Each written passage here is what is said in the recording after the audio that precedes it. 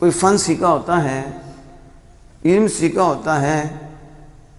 اور وہ ماہر ہوتا ہے تو وہ جانتا ہے کہ یہ بات ٹھیک ہے یا غلط ہے، یا یہ کام کرنے والا صحیح کر رہا ہے یا غلط کر رہا ہے، یہ ڈاکٹر بھی ہے کہ نہیں، اس نے پڑھا، ان کا تجربہ بھی ہے کہ نہیں، وہ ڈاکٹر ہی جانتا ہے جس نے سیکھا اور اس کا تجربہ بھی ہے۔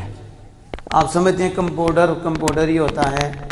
نرس ہی ہوتی ہے، ڈاکٹر ہوتا ہے۔ اب یہ تو یہ نرس ڈاکٹر کو سمجھنے لگ جائے تو کہ میں جانتی ہوں ڈاکٹر کو، ڈاکٹر صحیح کام کر رہا ہے، اس کا یہ بھی ہے، وہ تم نرس ہو تو کیسے تولے گی؟ یا تو تم بھی ڈاکٹر بن جا، کمپاؤنڈر ہے تم بھی ڈاکٹر بن جاؤ، تو پھر تو ڈاکٹر کو سمجھو گے اور اب کہہ سکو گے، ڈاکٹر سے ڈبیٹ بھی کر سکو گے، ڈاکٹر سے گفتگو بھی کر سکو گے۔ لیکن ہوا کیا؟ اب جو ڈاکٹروں والی باتیں ہیں وہ نرسوں کے پاس آ گئی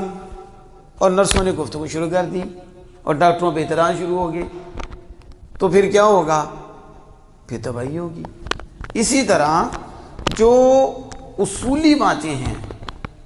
وہ عام تو سمجھ ہی سکتے، یہاں تو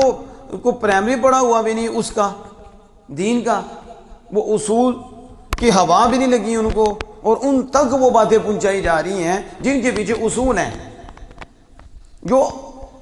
بڑے علماء کی باتیں، اکابرین کی باتیں اور وہ صحابہ کی باتیں جو انہوں نے سمجھی، قرآن کو سمجھا۔ اب وہ چیزیں کہ جو عوام تک پہنچانی نہیں چاہیے اور عوام کی عقلیں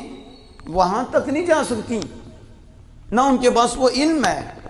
تو جب وہ پہنچایا جاتا ہے تو وہ اسے صحیح سمجھ کر دین سے پھر جاتے ہیں، علماء کے خلاف ہو جاتے ہیں، اپنے عقائد کے خلاف ہو جاتے ہیں، دین سے ہٹ جاتے ہیں۔ اس لیے اس دور میں ہمیں علم حاصل کرنے کی بہت ضرورت ہے، بہت ضرورت ہے۔